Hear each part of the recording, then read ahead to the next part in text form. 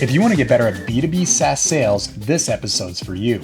My next guest breaks down 9 sales tips to help you close more contracts. To give you a sneak preview, one of those tips talks about how to stop discounting, and the other tip talks about artificial intelligence. Please welcome Richard Harris.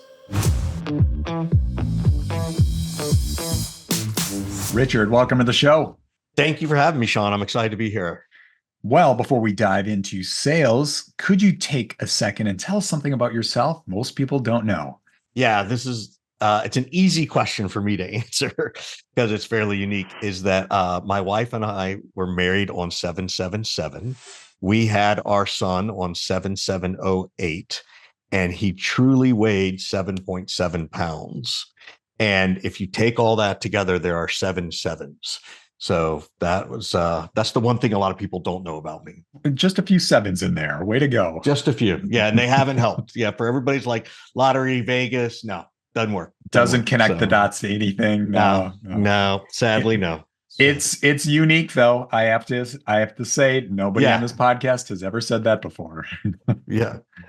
All right. Well, let's dive in. If you could take a few minutes and tell us about your career background. Yeah. So I was always surrounded by business people and salespeople. You know, my dad was insurance sales. My mom was in radio and cable television sales. So I was always surrounded by it. And I'm one of the few people who knew that I was probably going to end up in business or sales. Mm-hmm. And so that was sort of, unique, I think, as I talked to a lot of salespeople. My first sales job was The Gap, folding and selling clothes. So, I can date myself there. And then I moved into inside sales, selling for a newspaper. This is pre-internet, so I'll age myself, but selling classified ads, which is essentially what internet ads are. Went through that, moved from Arizona to Colorado to Ohio, and then to San Francisco with the newspaper company, and really enjoyed that. And then that's when I started, after I left there, I started putting myself into the startup world. And, I barely survived the first dot bomb, in the early 2000s, but have rolled it forward and been in technology since. And then I started my consulting business about 10 or 11 years ago. So just teaching people how to sell.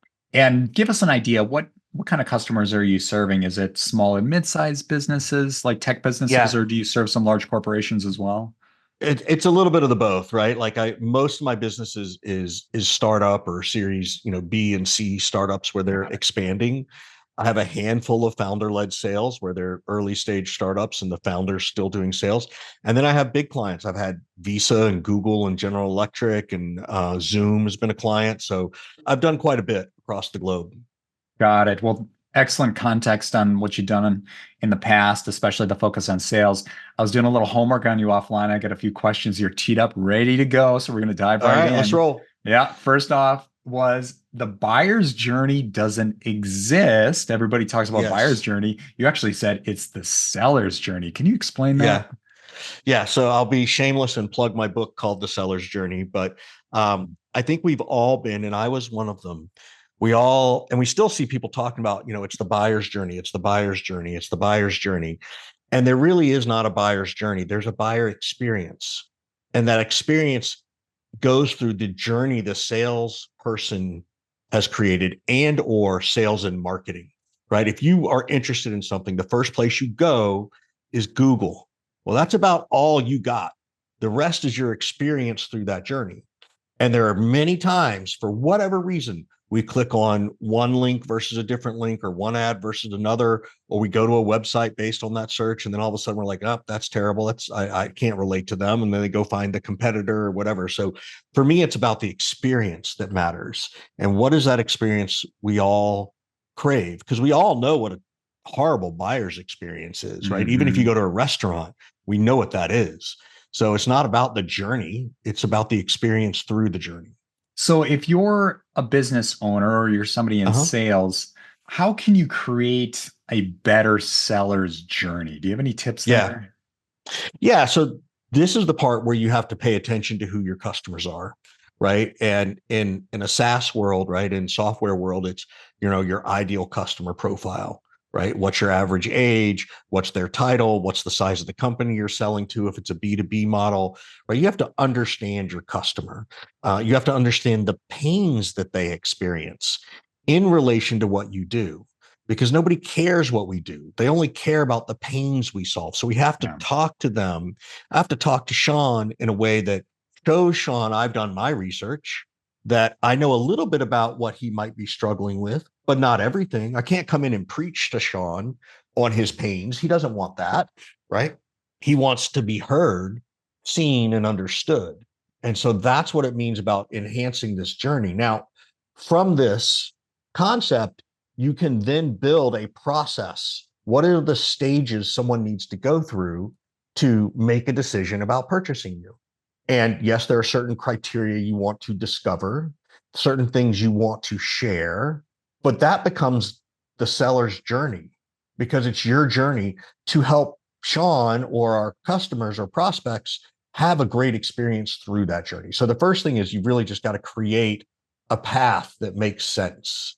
It doesn't mean it's easy, right? It's like, look, the yellow brick road was a pretty easy road to follow, but there were some challenges along the way, right? There were, Dorothy and the crew didn't just walk down the yellow brick road pretty easily, right? It's the same thing with sales.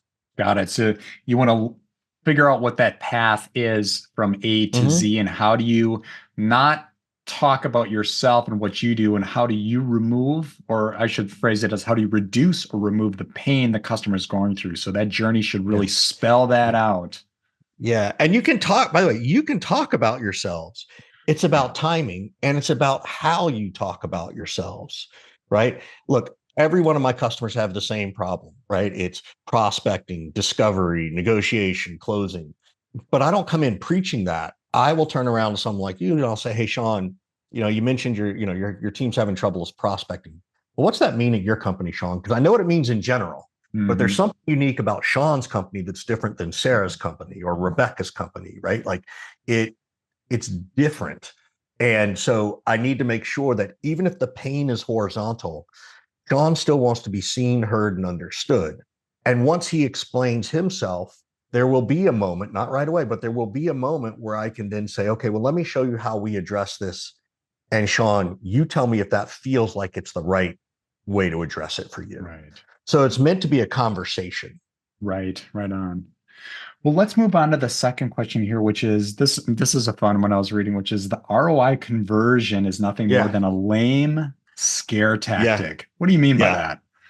Yeah. So, and again, look, I speak from like, I went through all this. Like, this is not like I was this smart all along. I had to learn too. Every company I know wants to know what the ROI is based on something they buy. And again, now I'll say this because I actually do say it to CEOs and CFOs. Granted, if you are a salesperson, you work for a company, you need to be mindful of your company culture. But I will look at Sean, the CFO, and I'll be like, Sean, just out of curiosity, I know this is important to you. When was the last time a salesperson ever told you an ROI and you believed them? And Sean, just like you did, you paused for a second to think about what I asked, and then you went, I do have to think about that for a minute. And then I can shift that conversation if I've done my job right. So, Sean, look, you're never going to believe me, right? Now, what I can tell you is, based on my questions with you and your team and just understanding stuff, the economic impact you're facing right now is this. It's costing you this many hundred thousands of dollars, this many millions of dollars. And because of that, if you're a startup world, you can't go raise funding. Those are your numbers. Would you agree with that, Sean? And Sean's going to go, yes. I'm like, great. Well, ROI is really just the return on insecurity of making a decision because you're afraid to make a decision, meaning the prospect or customer, not me, the salesperson. So it's just used as a scare tactic, in my opinion. Got it. So what you're doing there, it sounds like, is shifting from the focus on the ROI to the lost opportunity. Like you're losing out on this and and focus on those numbers, not ROI. Yeah. And they're their numbers. They're not mine. Well, the industry average of blah, blah, blah. They're not going to believe that anymore. They're going to believe the ROI conversation. So long before I have the ROI conversation, I, as a salesperson, have to have done a good job of asking them about their pain. How do they dollarize it? How do they quantify that? And let them know that I get it. because economic impact is right now. Return on investment is something in the future, and nobody can predict the future. Got it. So just to rephrase, what you're talking about is ask them for their numbers up front. Like, can you tell me about, would it be like, what your market size is and how much you've taken and which means how much you're missing out on. Yeah, right. How big is your sales team, right? How are they hitting their numbers? How much have they missed hitting their numbers by? What's the value of a new customer? What's the lifetime value of a new customer? Like, getting them to tell me their stuff is the answer to the question around ROI. Got it. That makes a lot more sense, because the ROI, and I've been there. It's this superficial, hypothetical. It's terrible. Right. What can you do for us? Like, no. Right. Let's get right to the numbers that you're looking at today. Yes. 100%. Okay. And then I want to go a step further here. How do you transition that conversation? Like, for example, if you pointed out, hey, your market size is X, and you're missing out on Y, how do you dovetail that into, do you work your way into a close from that? How does that transition look? That's a great question. In the way, look, let's be honest, you and I are having this fabulous, easy conversation in a podcast, right? So it sounds perfect. So I'm not that naive to think that it always works this way. What usually has to happen is you then have to ask, well, where is this project in relation to all the other projects they have going on, right? Meaning, so it sounds like you have this big a problem. How does this compare to the other things your company's working on, right? On a scale of 1 to 10, of the 10 things you got to do, is this a 3 or is this a 7, right? Now, if we've done a good job and we've gotten to economic impact, the ability to then make it go from a 7 to a 2 is a whole lot easier, because I know that most of the clients I work with, they don't even know the economic impact of the other projects they're working on. They just know they need to get it done. Yeah. They might see it at it's going to save us some time. This might make us more effective and efficient, right? They're going to be able to move a little faster, but they haven't quantified that at a deep enough level. They've done a surface level analysis of that. They haven't gotten into, where I go in deep on the economic impact. So that's how you transition, is like, once you've discovered the pain, it's like, okay, well, how painful is this? Is this a headache or a migraine? Yeah. Right. Like in sales, our job is to, help them determine if they have headaches or migraines, and without manipulating them, let them tell you it becomes a migraine because they haven't gone as deep as maybe we've taken them. Yeah. Yeah. I always talk to the audience, breaking the fourth wall here. That's a tactical tip here, which is leading into the close, is ask them, where does this fall on a scale from 1 to 10, 1 being the highest priority, 10 being the lowest priority? Where does this fall on that scale? To get them thinking about, okay, it's the priority. It's a 2. Sounds like you got a migraine. Right. Yeah. And I'll add one more thing. And again, this is a Richardism, because I tend to be snarky, is whenever I use the scale of 1 to 10, I tell people they can't choose 7, because you sit there like, here, for those who are just listening, Sean's giggling, right? Because he's like, that makes it a tougher decision. Ooh, a 6. Ooh, is it a 6 or is it an 8? Right. And it forces people, I do it on purpose, because it forces people to think harder and really get rational about something, because they're going to get emotional about money. I need them to take that emotion and put some level of rationality behind it, because they do have to use that rational brain to move forward. You're moving towards territory. They say that Jedi never speak in absolutes, the movie joke here. Right. Like the Sith will, like, it's an absolute. You're pushing them in that absolute direction. It's not a 6 or 7. It's like, is this in a 9 or 10 or a 1 or 2? Right. Yeah. That's the goal. Yeah. I like it. Here's another fun one.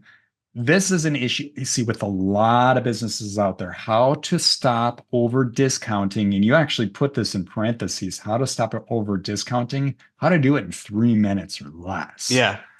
Yeah. So there's a couple of different ways. And there's a little bit of a lead up to it, right? So there's a flow to how this goes when I teach it, which is, anytime I tell someone the price, the old school advice was, once you give out price, shut up, and the first person to speak loses. Right? Yeah. Right. And that's not necessarily the case. I have morphed that to say, hey, Sean, here's the price of my services. How does that feel? Because and then I'll shut up, because every purchase we make, whether you're at the grocery store or you're buying software or you're at the deli getting a sandwich, whatever it is, purchasing is always, always an emotional decision. And so when I say, how does that feel? People don't know how to resist answering that question because they've never heard it, number one. And two, they don't know how to defend against it. Because again, in traditional sales, if I say, well, my services are, $15,384, does that fit in your budget? Well, Sean's automatically going to sit there and fold his arms over his chest and well, I don't know, I got to go check. Right. And I don't care whether or not it fits in the budget, because if I've done a good job and I've explained the economic impact, I know that my pricing aligns with the economic impact to show that it's a easy thing to digest. So that's the first thing you do, is ask them how it feels, because you get real, honest answers. Even if you get an answer that's like, oh, that's way more expensive than we were expecting, I may not like that answer, but if they ever ghost me, at least I know they told me something pretty honest, right? I have a better hunch as to why. If they tell me that, I can know they're going to come and ask me for a discount, which they're all going to do. In terms of how to handling the discount, right? So the first thing is, people say, Sean will say, so Richard, what can you do for a discount? And it's like, well, Sean, what were you expecting? And Sean, the seasoned CFO is like, well, I don't know, just sharpen your pencil. And I'll be like, hey, our pricing, Sean, is based on what the market will dictate. What would you like? What do you think is fair? Because again, even a CFO doesn't know how to resist that, because they know it's true. It's what the market dictates. As long as I price myself properly in the market, if I haven't, then it's my problem. Then if I have to discount it, this is how I say it, is I'll say, hey, Sean, look, I think there might be a couple of ways we can both leverage, commercial terms. We could do 2% on, a 15 net 15 versus net 30 or net 60 days. If you do a longer contract, it's another 2%. If you do prepay the whole contract up front, it's another 2%. If you let us use your logo for marketing materials, it's another 2%. Which of these would you like? Because you can have all of them if you want. Sure. So now all of a sudden, I've given Sean something he's got to think about, and I've just limited myself at 8%. So that's a whole lot different, particularly in the SaaS world where everybody's expecting 20, 30% discounts, right? Like it's the end of June, like it's called discounting season, right? Right now. So that's a way to prevent the discount in the first place. One is say, this is what the market will dictate. What would you like to do? Then you could have these other pieces built in. I like that. I think you listed 3 discount options. One is offer a discount for upfront payment or larger front-loaded payment. 2 was discount for using a logo. Was there a third idea? Sorry, I was taking notes. What was the third idea? Another one could be a longer term contract. Another could be, we talked about prepayment, and another one was net terms, like reduce your net terms from net 60 to net 15 or something like that. And you can come up with others. There's tons of things you can come up with, but those, in the worlds that I, sell and train in, those tend to be the most common. I love it. Great tactical strategies here, audience. I'm going to do a roll up for you, but get your pen ready. We got some great notes here to write down. So I love that, because too many businesses out there are over discounting. They're turning their business, their SaaS business specifically, into a commodity. It's like, no, I'm going to do that. Right. Yes, 100%. Let's take a quick commercial break. All right, the TYKR mobile app for both iOS and Android is now live. It includes all the same features as the web app, including stocks, ETFs, crypto, a watch list alerts, so if something changes, you automatically get notified, a portfolio tracker, and a confidence booster powered by OpenAI. Plus, it includes learning modules inspired by Duolingo, in this case investing learning modules to help you get up to speed as fast as possible. If you're interested, you can go to TYKR.com. You'll see the Apple and Google logos right up top, or you can go to the Apple App Store or Google Play Store and download the app for free.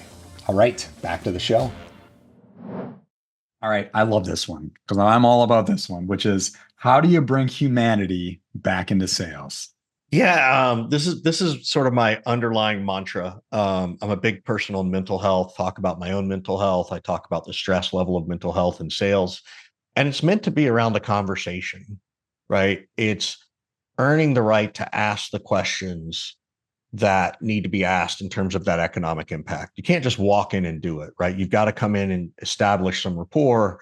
I don't know how detailed you want me to get, but I have a whole thing called a respect Please. contract. Yeah, go into it. So I have a thing called a respect contract that's built around teaching a salesperson to respect themselves as much as it is showing your prospects and customers you respect them too.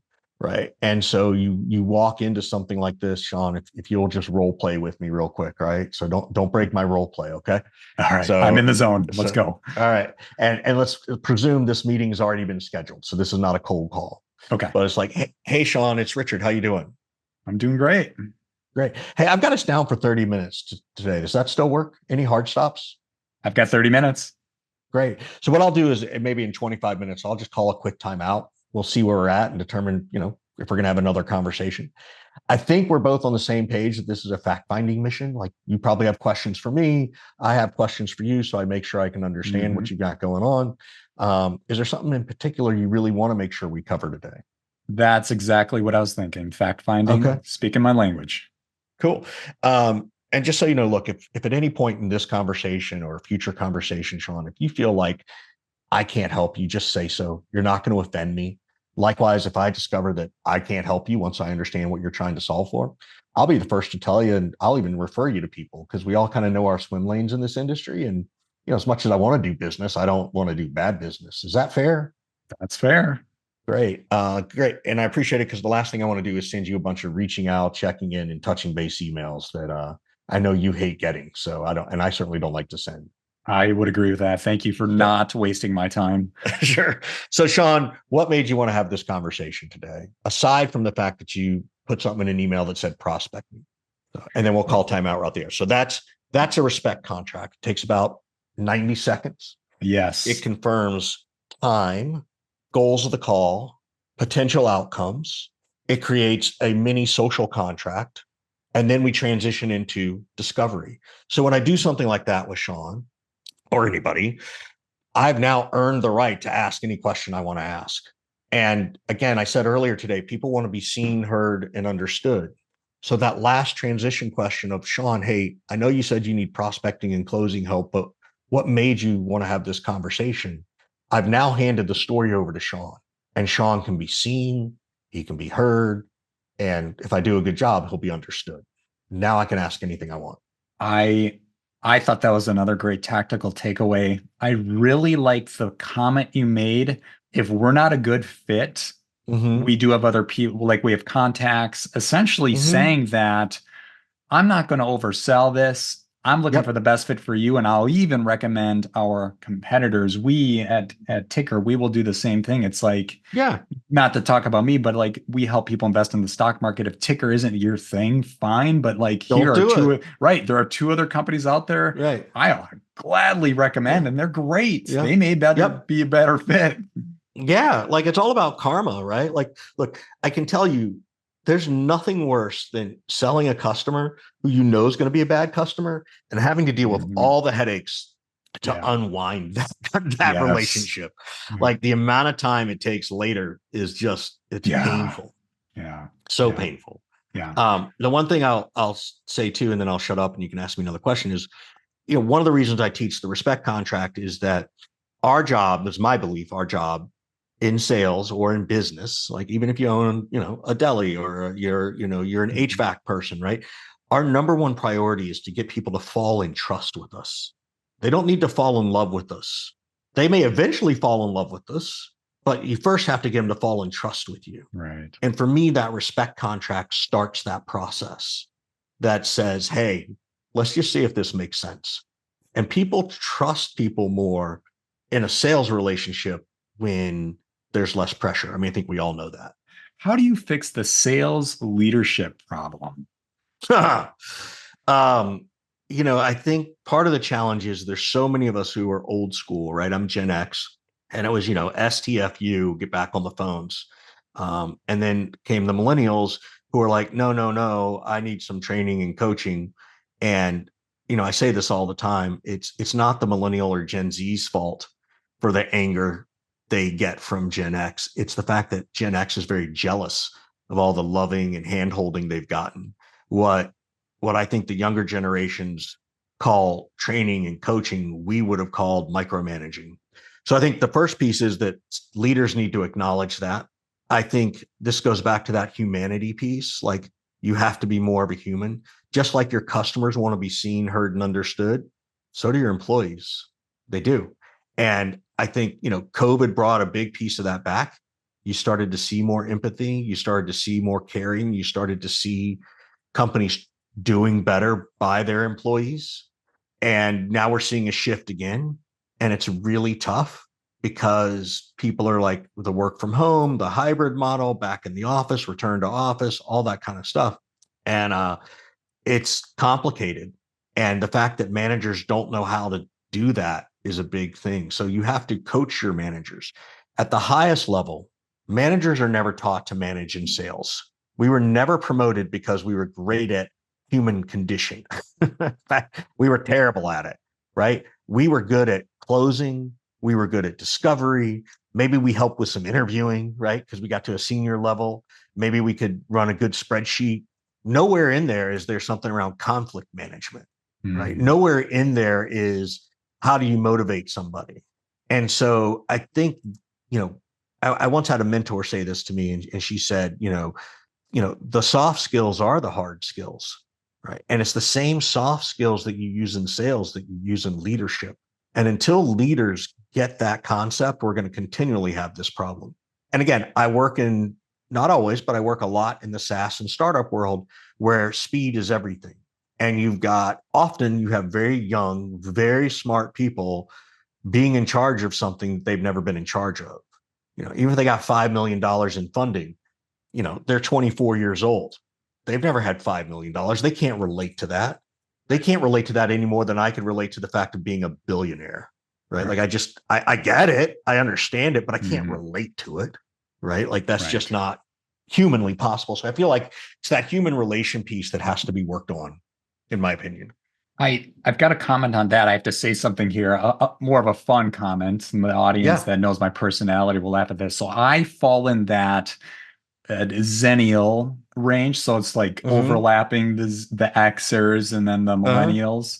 And I was born around that 1980 year. And I will kind of make fun of facetiously the millennials. Like we get trophies for coming 13th place and everybody gets a cookie, and then people are like, well, I want a trophy too. It's like, no. Like you get first place, you get a trophy. I was competing in sports. It was that. And then you saw the shift of like, everybody wins. That's not how it works. So I make fun of the generation, even though I'm part of them. Yeah. Oh, believe me. Look, I remember playing baseball as a kid, and it's like, every team got 6 helmets and 4 bats, and that's what you got. And now it's like every kid has a $300 bat and a $200 helmet, and God forbid they share helmets because they might get lice. Like it's like, and I fall into that parent trap. So I believe me, I'm with you 100%.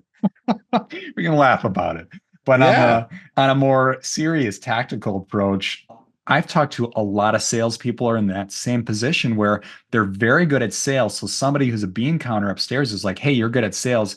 I need you to train salespeople, and it doesn't convert.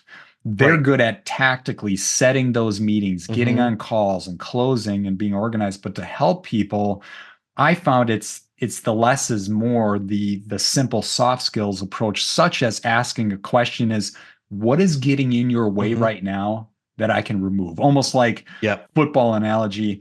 I'm the fullback. How do I create a gap for you so you can make more calls, so you can do more things? And I found that approach, if you're a sales manager, tends to work best than trying to be like, get your spreadsheet out. Let's analyze or overanalyze how many calls you did or did not make. Yep. Totally agree with you 100%. And the leaders aren't taught how to do that enough. It might be mentioned to them once, but they're should on. Well, here's what you should do, Sean. Right. But they don't teach like, okay, Sean, how would you do this? Yeah. How could you do this better? And that's the part that's missing. Yeah. Yeah. No, that's good. A lot of gold in there. That's awesome. All right. I've got one more here I wanted to ask, which is Hmm. people become afraid of AI. AI is going to take our Hmm. jobs. And I always tell people, Hmm. no, it's not. It's kind of like the Industrial Revolution. We're gonna figure out ways how to change our behavior, change our Yeah. efficiencies. And I see that with AI. So a question here I read was how AI cannot replace salespeople. I'd love to hear your thoughts. Yeah.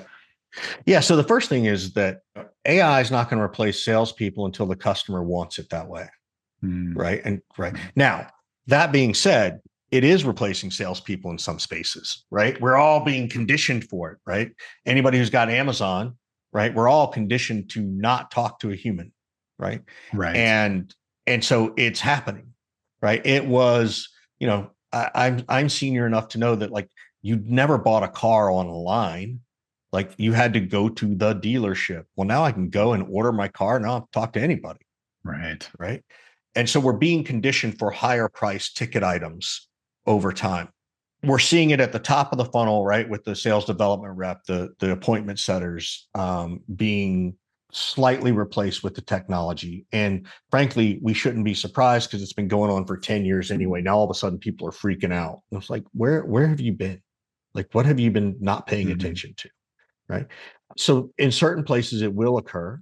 If I'm in sales, I'm trying to get as far up market as I can in terms of enterprise deals where there's complex decision making, right? Where there's 6 or 7 people that are influenced by this decision who are part of the decision making committee. On the flip side, if you really like selling SMB, if you really like selling to the mom and pop shops, right? If you like selling to the local restaurants and stuff like that, to some extent there's a percentage of people who don't want to deal with, they only want to deal with the human, right? And I think they're forced into the technology side, which is okay. Like both sides of that coin are okay, right? It's like a quantum physics equation. Mhm. But I think the smart thing in sales is to get as far up market as you can, where conversation still must be had. I agree with you, and I still like the sales model, especially in B2B, because you're focused on B2B specifically. Like Mm-hmm. my business is B2C, and it's not a person selling to a person, it's really the website, front end, Mm-hmm. copy, videos, inviting people to Mm-hmm. try it out for free. I love that model, but I Mm-hmm. really, if I go B2B, I do still like the human hand-holding approach. Like Mm-hmm. my team and myself are here to hand hold you through the Mm-hmm. process, get you up to speed, help you maximize the returns of the Yeah. software, blah, blah, blah. And it's and let's be honest, it's not one way or the other, right? It's not a binary equation in many cases. Some they Right. can't look at Amazon is kind of binary, right? But in other places it's, well, how do I use AI to do this, right? Could I run a demo using AI with Sean's data so that Sean can go watch a 2-minute video, right? Does that help Sean make his decision? Now, the human salesperson is like, well, I don't want him to see anything without me being there. It's like, okay, well, that's also an option, right? Like I don't Hmm. know, and I don't know which is really better, but there are ways that I can do that. And again, it's kind of like if we talk about that buyer's experience through the journey, well, what's going to be the best experience for your buyer? Right. Right on. All right. Before we get to the rapid fire round, I'm going to do a quick Yeah. roll up for the audience. I'm breaking the fourth wall here, audience. Get your pen and paper out, or just listen to it again. Here we go. Starting at number one, which would be it's not the buyer's journey, it's the seller's journey, and more importantly, the buyer's experience. So, how do you really lay out an experience that shows them the pain? I'm really big on the zero to hero methodology. How do you Mm-hmm. take them from here to there, zero to hero, laying out that journey? All right. Number two would be ROI is a lame scare tactic. I love your philosophy there. Get them focused on their numbers and the opportunity they're missing. Don't dwell on hypothetical ROIs of your software. That Mm-hmm. was smart. Number three, a great closing technique is okay, so you laid out the numbers, what you're offering, how you can take them zero to hero, and then on a scale from 1 to 10, one being the highest priority, 10 being the lowest, where does this project fall? And do not give me a seven. Get them Yep. right. Get them focused on the 1 or 2 or the 9 and 10. All right. This number 4 was brilliant. How to stop over discounting. A lot of businesses make this problem is when they ask the question or when they ask how much it costs, you would say, well, our costs are this. How do you feel about that? And if they come back with anything, your response would be, this is what the market is currently paying. Well, what are you thinking? Or what would you expect? Put it back in their court. And then I had to write this down, 3 quick tips within this bullet 4 on how to get them across the line would be, all right, so that's what you're expecting. We could offer a discount for upfront pricing or a heavier upfront price.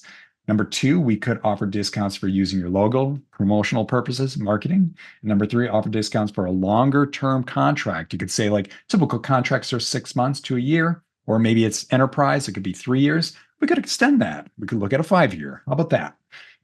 Great options there. I love that with the rebuttal. Number 5, this is all about humanity in sales. You called it the respect contract. I'm going to kind of summarize this and correct me if I'm wrong on any of these, but you hit the time, the goals, the outcomes, and I phrase this a little different. I'm calling it recommend your competition, show some integrity, and then lead into the discovery. And that respect contract should take about 90 seconds. I thought that was great. And number 6 is sales leadership. Teaching and coaching is still a big deal. I'm big on this. Employees want to be seen, heard, and respected is how I phrased it. And soft skills are still the hard skills. And then number 7, this is the big one a lot of people are talking about, is AI. Will AI replace our jobs? Like you, I'm in agreement. That's a hard no, especially the further up market you go. People want that approach. They want people, I need you to drive. Walk me through. Let's get from A to Z. Let's get the results I'm looking for, but I need your help. I think people are still going to be in the equation.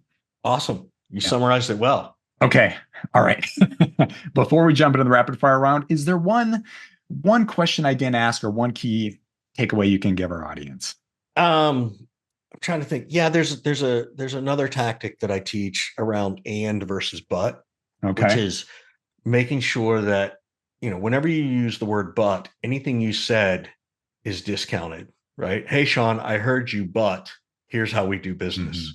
Versus, hey, Sean, I hear what you're saying, and I'm wondering if this might be a possibility. So now I'm showing Sean that I heard him, I understood him, and then I'm asking him for an opinion, right? And I think and versus but is far more additive than subtracting. In fact, I will tell you that in the book, again, shameless plug, The Seller's Journey, I wrote and I used and close to 900 times. And I think the word but was used maybe 60 or 70 times. Okay. And it was intentional for me to use and more than but I had no like numbers. I was like, oh, let's just see where this goes. And so I wanted to tell people that I practice what I preach. So it's crazy, but this one word can throw a conversation off rails. And that's just an example. And I know this just in doing sales. You say you write, in my case, we sell via like written language, but whether it's on a website or email, but one wrong word can cause issues. So that's a good example of that. And use and instead of but. Love it. All right, let's dive into the rapid fire round. This is part of the episode where we get to find out who Richard really is. If you can, try to answer each question in about 15 seconds or less. You ready? All right. All right. What is your favorite podcast? Aside from my own Surf and Sales, Demoted with Corporate Bro and Corporate Natalie. All right. I'm intrigued. You have my attention. All right. What is a recent book you read and would recommend other than your own book?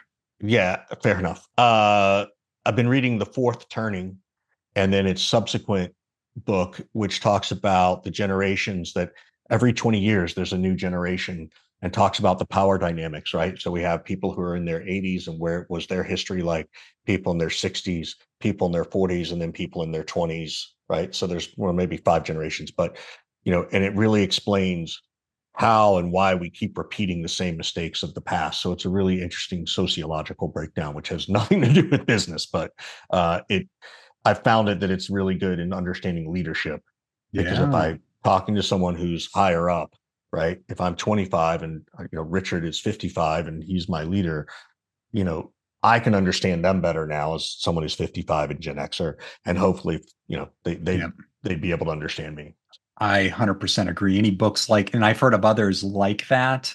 Mm-hmm. How do you talk to the younger generations, get them to rally behind Mm-hmm. the ways you thought or used to work for your own generation? Don't always work for the generations Yep. after. Right? Agreed. Yeah. Right on. All right. What is your favorite movie? Shawshank Redemption's probably up there. Yeah. Yeah. Still number one on IMDb. Yep. Fun fact. All right. I didn't know that, but okay. Yeah. What is the worst advice you ever received? Worst advice, and I did it too. Hey, when you come to work, you can leave your problems at home, right? So for 8 hours a day, you don't need to be distracted by your work, by your real life.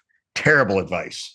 Like, again, that is not the humanity in sales. We bring our whole selves and our whole being everywhere we go. All right, flip that equation. What's the best advice you ever received?